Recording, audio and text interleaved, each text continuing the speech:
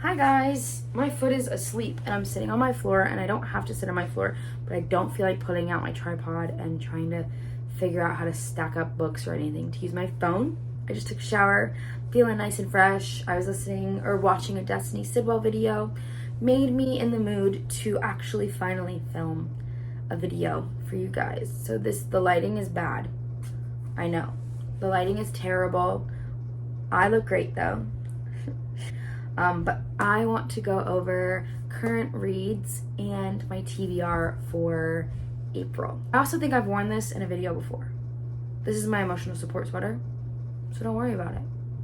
I'm gonna start with what I'm reading now. So like one of them is a study book that I'm doing with my friends. And it's a Christian read, and then the other one was a book I had started, and I kind of just, I didn't fall out of love with reading for a little bit, but I just wasn't sure if I was on the right trajectory. So I took a little break from reading. But I'm reading Good Boundaries and Goodbyes by Lisa, I don't know how to say her name, Techhurst. This is literally what it's about. It's about boundaries, and it's about access that people have in your life. It's about how to go about making boundaries. And I feel like already I learned a lot from this book. I am about 99 pages in on chapter 7. The title is Just Because They Say It Doesn't Mean You Have to Own It. So I thank God for this book, and I thank God for putting this message on Lisa's heart, because it's really been speaking, I know, not only to me, but all of my friends who've also been doing this. And then the other book that I put down, but I'm gonna pick back up, is Throne of Glass. I started it and I didn't finish it, but I'm gonna finish it now because I heard Destiny Sidwell say she got Hunger Games vibes, and I literally was like,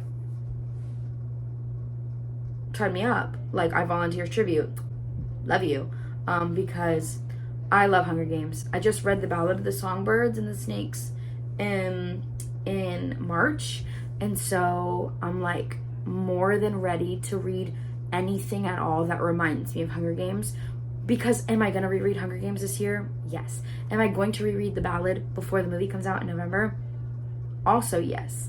But I'm trying to chill out with Hunger Games right now because it's been an active thing in my life and like obsession, and I know I'm not the only one, which is so nice, but it was also getting out of hand. Anyway, back to Throne of Glass. That's why I wanted to get back into it. And I love Sarah J. Maas, and I love the world that she creates, and she's a very, very talented writer. I'm very, very, very scared about the tandem read that is to come once I really get into the series. I'm excited. I don't even really know what it's about. I know that there's like a competition of a sort. The cover is bomb. I like the new covers though, and I will say I am going to buy it or make sure I get my hands on all of the new covers. Let's go over what I want to read in April. Starting off with the book I've had for almost a year and I've read 11 pages of. Find Your People by Jenny Allen.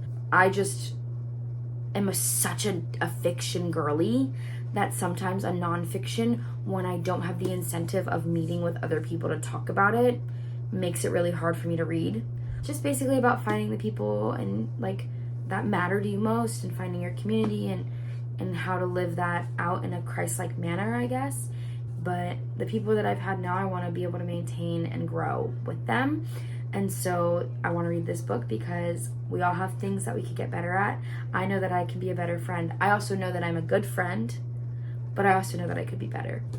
Okay, I'll do my physical one, and then I'll get to everything else that is on my Kindle first.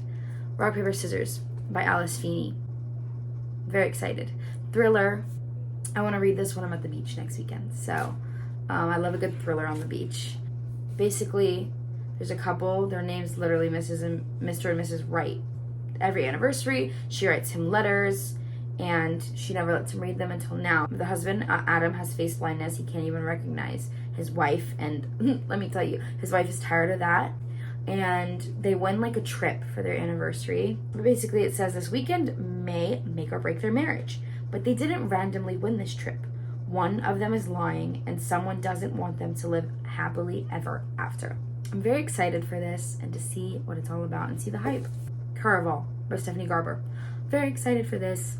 Fantasy, fantastical, magical, beautiful. I think there's a circus. To be honest, I know nothing. But I've heard it's not like the most amazing, but I'm also going to go into this pretty blind. This is the second book of the Entangled with Fae series, The Heart of the Raven Prince. It's by Tsonia, I think that's how you say her name, Odette, Tsonia Odette. This is a Cinderella retelling. And I read the first book, Curse of the Wolf King, which is a Beauty and the Beast retelling. I loved it, but I'm very excited for this. Oh, I'm so excited. Daisy hates. This is the second book in the Magnolia Parks universe.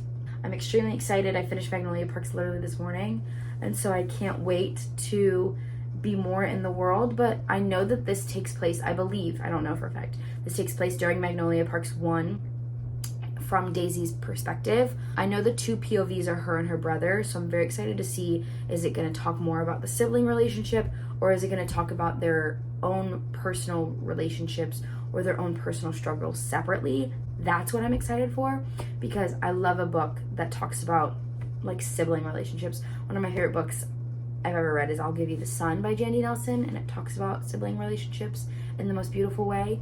And so I'm extremely, extremely excited and hopeful.